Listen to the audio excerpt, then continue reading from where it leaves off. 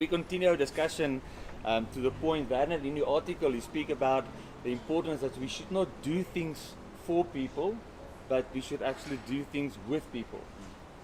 Give us some of a bit of a better understanding within the context of personal development when you look at a younger generation and actually every generation for that matter. Why is personal development important and how do we help people to almost develop a mindset of continuous development, but we are aware that we're not trying to do things for them. We actually want to help them so that they can start to do it. Yeah, I think the first thing is to understand their upbringing. Their upbringing of every generation is so crucial because we are conditioned in our homes. And in the information era that we live in, is we are confronted with a lot of harm, human trafficking, a lot of stuff where parents decide, no, I'm going to take up the role of safety over our children. And that cultivates something of a safe environment for young adults or youth, that when they become young adults and they enter the workplace, they experience there's somebody that's going to do stuff for them. If we take our schools, we've got a textbook. In 3 months' time, I need to read that textbook, memorize the textbook, and put it down on a piece of paper. Now I enter the workplace as a millennial or as a Gen Z. There's no textbook for me. So how do I need to engage rather than telling me how to do stuff? This is the textbook, memorize it and do it. How do we give them? The illustration that I want to use is training my little girl. She's 2 years old, training her to find her own legs, training her to walk.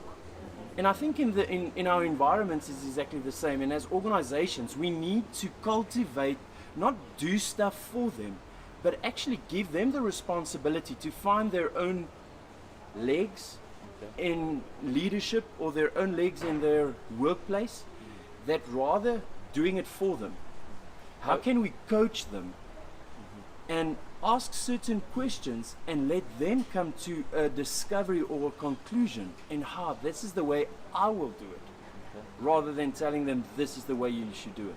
So the typical linear process of development is something that we kind of need to throw out of the window in saying you have an interest or there's an interest field that we need to go and explore. Maybe that's a word we need to use. And instead of just giving them 4 or 5 things, and you've referred to the education process, if I want to study into a specific degree, here are the 10 things that I need to study, and if I know that very well, I get the stamp and now I get a certificate. Where in the work environment, in the real world, things are way more complex, and allow people to rather develop a mindset of more of discovering and researching and create opportunities for them to experience variety, and let them through that develop and put together a process that is not just of interest to them, but would also help them to be flexible in their understanding in the bigger picture. Is that correct, or how do you see that? Yeah, I think it's you explained pretty good. I think there's certain outcomes what we need to put out and say this is the outcome what we need, what we want as an organization. So let's ask the questions. How will we do it? And I think that multiple generations can sit around the table rather than asking what's the input. This is the input that you must do, rather than this is the outcome. Yeah. And give them the space to observe and actually engage with their information, because this generation is a generation that is information driven. The amount of information that they can absorb is one of their strengths, and rather utilize as an organization that information. And yes, to an extent they don't have the experience, but that's what we want them to experience. They've got the information, they can Google search anything. But what they don't have is the experience. And we try to create this virtual world for them as children or as students. Then they get into the workplace. Then again, We want to tell them what to do rather than let them bring the information to the table. This is the outcome that we want. This is the outcome that we want to see as an organization. And let's ask the question and let them discover this, and you will see the exponential growth that will happen in this generation, this young generation, that will come to the table with a lot of information, with a lot of knowledge.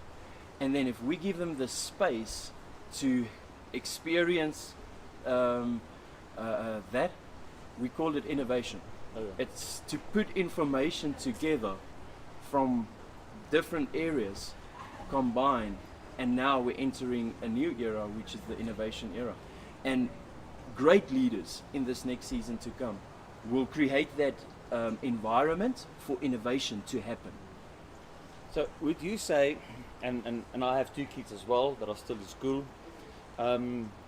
if parents are, I won't say do the homework for their children, but if parents are very involved in the day-to-day homework assignments, instead of allowing the kids to rather go and do the homework to the best of their ability and the way they are thinking it should be done, even if they are making mistakes, would you say the latter part is the better way to go, instead of having parents sitting around next to the table with the kids and as are doing the homework, whoa, don't do it this way, you need to do it that way, and constantly reminding them how to do it the better way instead of allowing them to make the mistakes?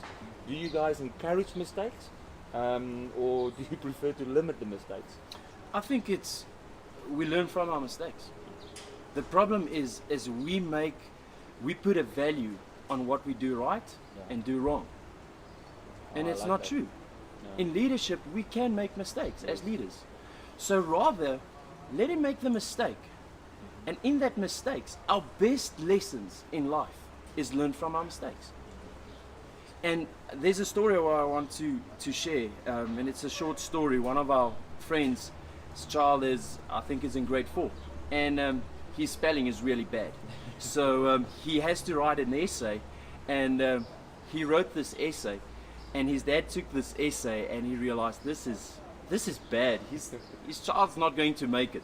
So his dad took the paper and he wrote everything, or he wrote the essay, gave it to his child, and his child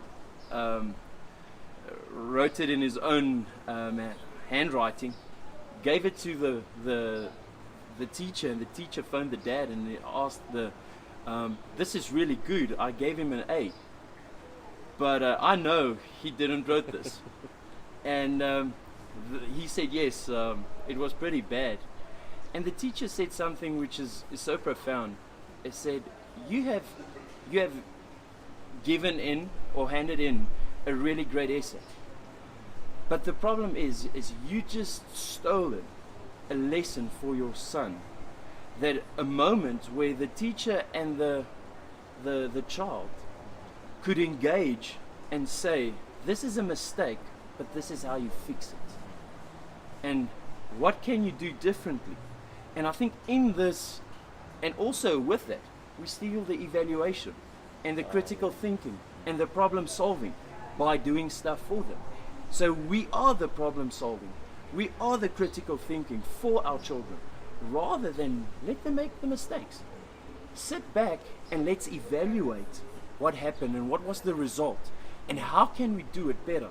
And if we do that more and more and more, even in an organization, so let's sit back after the project, after the team building, after whatever project we did, and say, how can we enhance the velocity of the team? How can we enhance the project? Well, how can we do it better? And with that, it creates critical thinking, it creates optional thinking, it creates analytical thinking for next generation, which is not naturally because of technology. We use technology as a life hack. I don't know how to do it, howto.com, or so it's external things, and we as a younger generation don't have to think for ourselves. We rather take, and I believe great development is to give that space for them also to make mistakes, but also to develop that analytical thinking and problem solve skills, and with that is to make mistakes.